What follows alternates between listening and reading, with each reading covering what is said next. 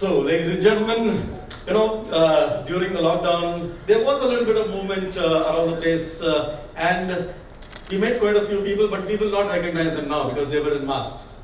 So it's a little difficult, Even now, when we go to the airport, you have people coming up to you and say, "Hi, hello." I don't know who you are, unless the mask goes down. Those were 2 years where human interaction was so wanted. We just wanted to meet another person.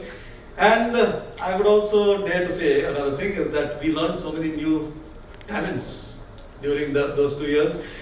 Many of us started new businesses, so many of us learned new skills, and it is a new beginning. So this is another new beginning, ladies and gentlemen. We are reimagining the future together with this conclave.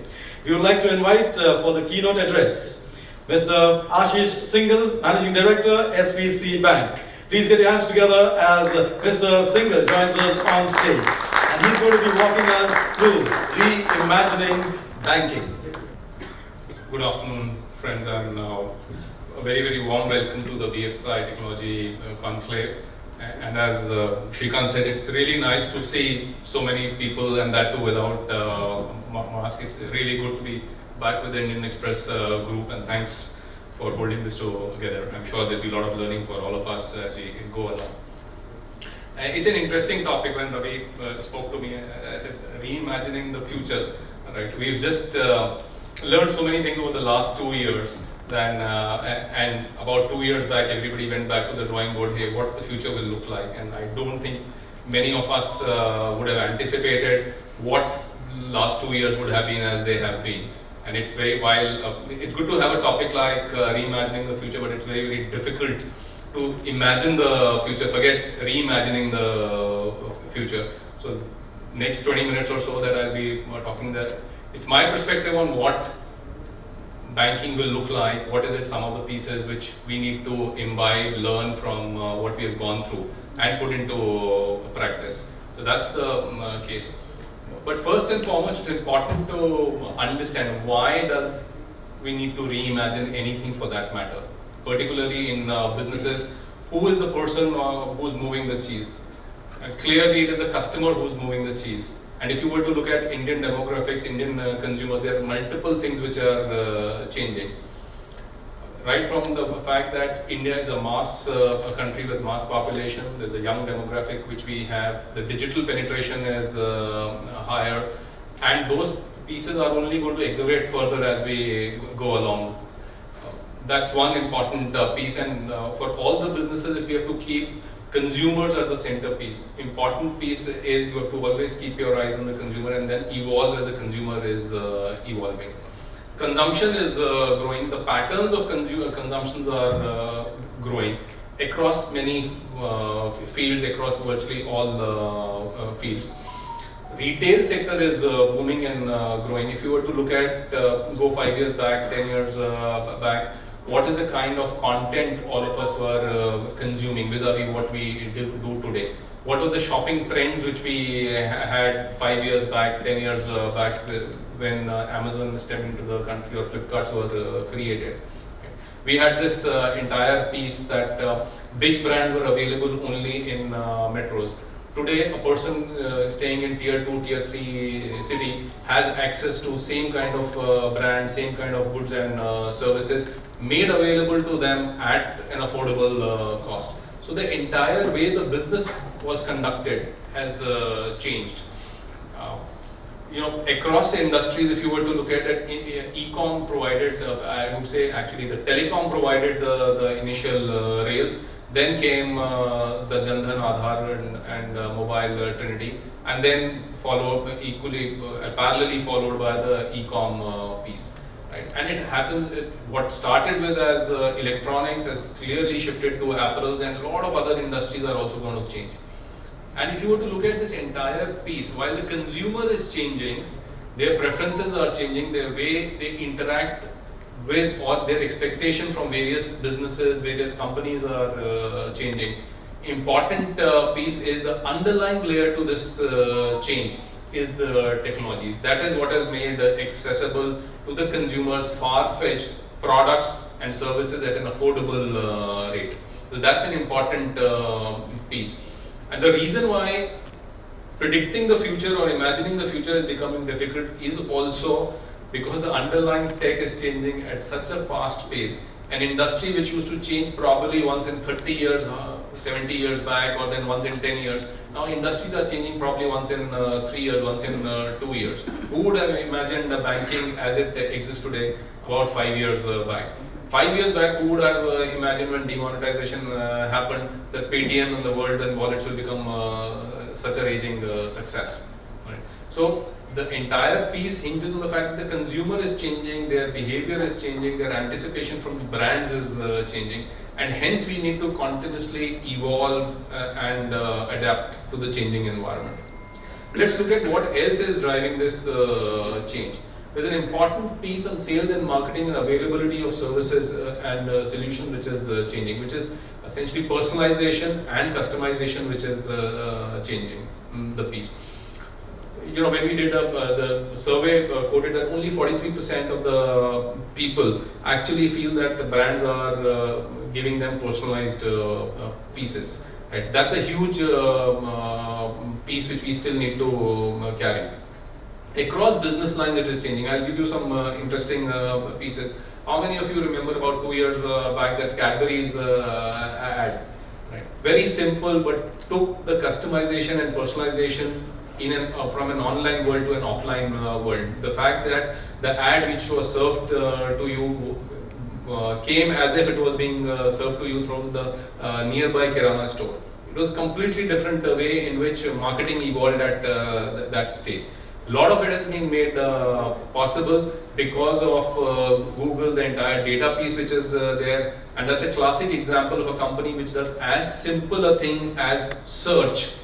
Enabling search, they have built multi-billion-dollar business. So that's the field of personalization, and this is only going to increase further because the customer has always wanted to be treated as an individual, but we have, as marketers, as businesses, have always treated them either a mass segment or a clustered segment. Never really went on to n is equal to 1 kind of a product, but tech has made that possible today. While all this is happening, important piece is as a banking industry, we are still catching up. There's a lot more to be done, while one can take solace in the fact that today we are offering much more than what we were offering earlier. However, one has to keep in mind that consumer is not going to differentiate the experience they have when they offer, when they buy a product from Flipkart or an Amazon versus what they buy from a bank. Take a simple example. Some of you might feel it as an archaic because the instrument itself is dying, but a simple piece of debit card delivery or a credit card delivery or a checkbook delivery for a bank. Why would a consumer be willing to give a bank a benefit that because you are in a regulated industry, because you are a bank, it's okay for you to deliver a personalized debit card 2 days, 5 days down the line. It's okay for you not to keep me posted where the credit card or the debit card is. It's okay for you to keep me posted that my delivery boy will come in only at this particular hour. Because today they are used to the goods getting delivered to them well in advance of the timeline which they have been told. They are kept abreast of where the parcel is. There's a security which is there in terms of an OTP which comes in. And more so, in case there's an error somewhere, without hesitation, the company takes it back, and before you realize, the money is credited into your bank account.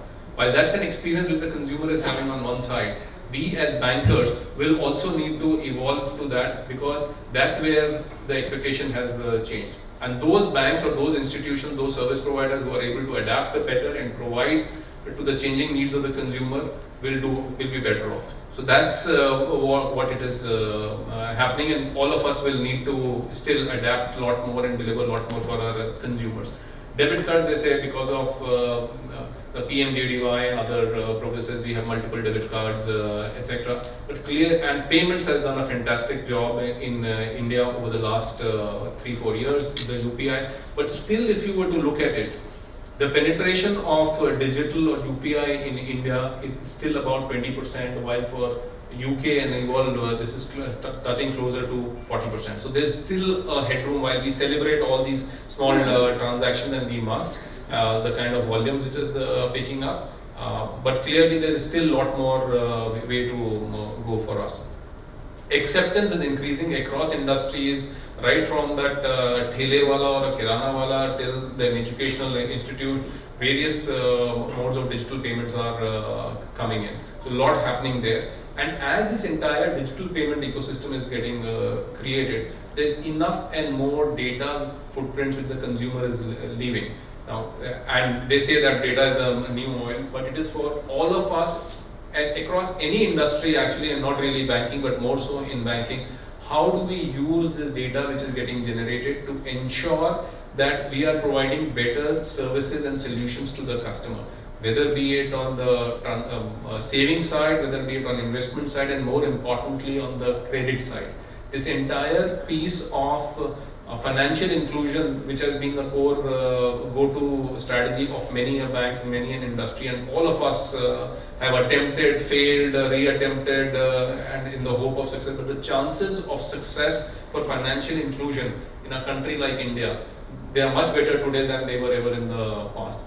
But still, the need is that do we, all of us put together, how can we write new to credit as an underwriting policy? How can we use multiple points of data which are coming in to ensure that we are writing good credit, so that at a decent price, being a responsible banker, but still building that business, rather than trying to just give loans to customers who are already borrowers. Today also in the Indian context, about if you were to leave aside the BNPL segment, right, about 70% or 75% of the banking happens to existing credit customers.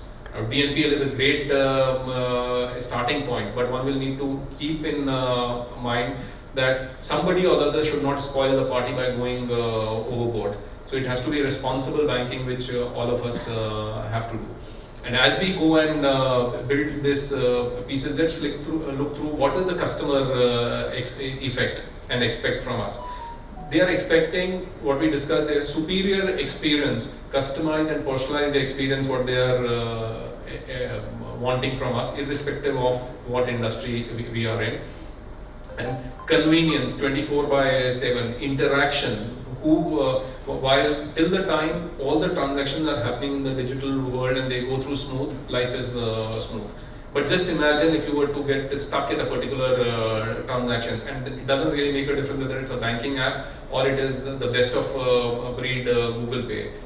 Any one of you have stuck while downloading Google Pay, or know of people who have got stuck downloading Google Pay or any transaction on GPay? Yeah, there I see one hand, right? And so the piece is, or second hand, this is the third hand, right? So while 99.9% of the times it will go smoothly, that 0.1% of the time when it gets stuck, there has to be somebody you can reach out to and who can help you resolve there. And mind you, this is a room full of techies, as what I'm told. So we will be far more evolved as compared to some of the other people. So the ability which we will have to do something, try to fix something, is far better as compared to the general population. But still, that needs to be provided, and that's really what the customer expects, right? So, a lot of time I'm asked this: will branch banking go out of circulation? Will all banks go out of circulation and it will be only digital? I can tell you, at least in a country like India, my sense is next 10 years, and there are very few trends which I can predict for 10-year period. But I can surely tell you, next 10 years, the number of branches will go down.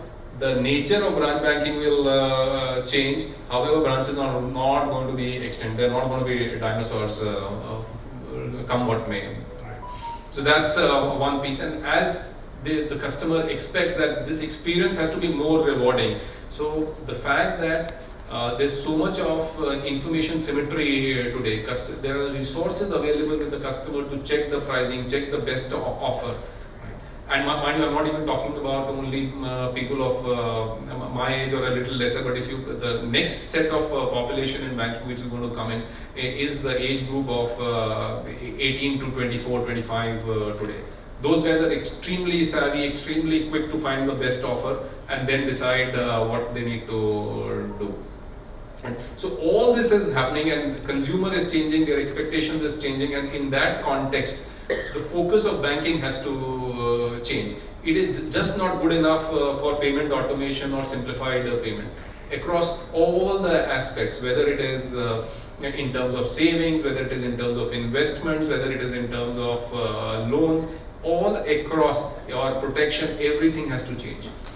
And the good piece is, while no single bank or entity might be in a position to change all this, but the fintechs are changing that game. They are picking up one specific component of the problem and trying to solve for that. And because they are trying to solve for that, they are in a position to go deep, deep, deep. So it's no longer good enough to solve the layer 1 problem, because you will have enough and more edge cases, and clearly the platform develops when you are solving for the edge cases, and your ability to solve for edge cases comes in when you handle mass and volumes. So it's a vicious cycle which you have to go to. You have to acquire customers, give them good experience, you will be able to acquire more, service more customers, and your platform will become better. So when you are building for anything, you have to build for scale. The other piece which all of us have to remember is, while the tech cost is coming down, and often people tell me that tech brings down the cost of operation. Right? Take a pause and think through, will tech bring down the cost of operation if the scale was not there? Some of you might say that, yeah, today you have SaaS models or banking as a service model which can bring down your unit cost. But then think about it, it's not you who's creating that scale, but the service provider who's playing on the scale. So ultimately, tech will bring down the cost only when you are operating at scale. So that's an important piece. So develop your processes, develop your systems, develop what you're wanting to do, so that you can scale up there. And as you scale, you'll be able to derive economies of scale, and you'll be able to be a low-cost producer. As a result, keeping your margins intact, you can still service a large volume of customers at a low price. Right? But customers are willing to pay up a price, but then your services should be good enough to be able to demand that price, and they're willing to pay for convenience.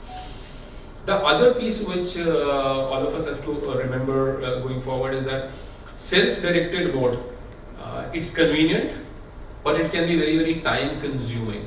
I don't know how many of you actually go and plan your holidays together. About 7-8 years back, I started planning my holidays on my own without the help of any travel agent, etc.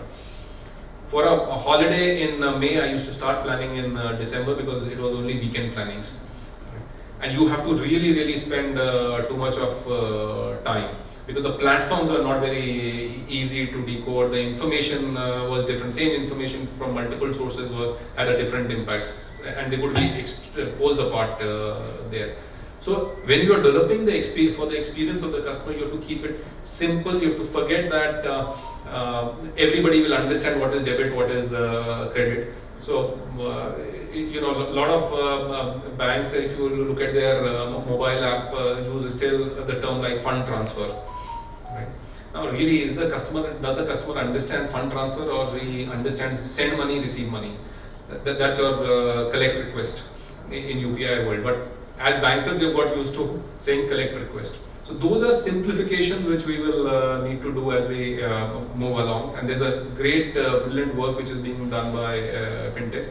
And it's necessary for everybody to collaborate here, because you know, as bank, we bring the nuances of the regulator, we bring the maturity of the industry, while the agility, the ability to understand today's consumer, ability to change, adapt is there in fintech. And that's really my sense is these partnerships will go only stronger. So do I see a few fintechs trying and getting banking license like Unity, etc.? Yeah, those will happen.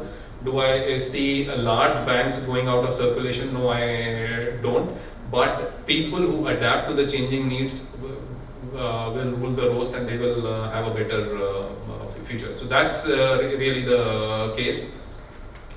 So just to summarize, we'll move to a phygital world. in next 7, 8, 10 years, the component of digital will keep improving, the proportion of digital will keep improving, but will we be 100% digital? My take is no there. Collaboration with fintechs, if you don't have skill sets, please acquire, and acquire does not mean that get into a not made here syndrome. It's about collaborating with the various people and seeing how best you can provide the user experiences and the offerings to the consumer, because ultimately the consumers are the one who pay for whatever we do. Since we are a bank, or in the banking industry, it always has to be secured, and it does not, and the entire idea should be how do we make consumers' money work for them better, whether be it on saving side, investment side, protection side, loans side, etc. And the difference between consumers will go away. It has to be equitable, but still, while being equitable in product and services, we will still need to do customization and personalization. So it is mass customization, if you were to use that word, which will happen. And you'll have to be always on 24/7, 366 days or 365 days, whichever way you want to put it, is always there. So in a nutshell, my sense is banking is changing fast like other industries, and the future will be far closer than what we could have imagined a couple of years back. So, thank you. That's all from my side. Wish you entertaining and knowledgeful conference in the next 1.5 days, and thank you very much.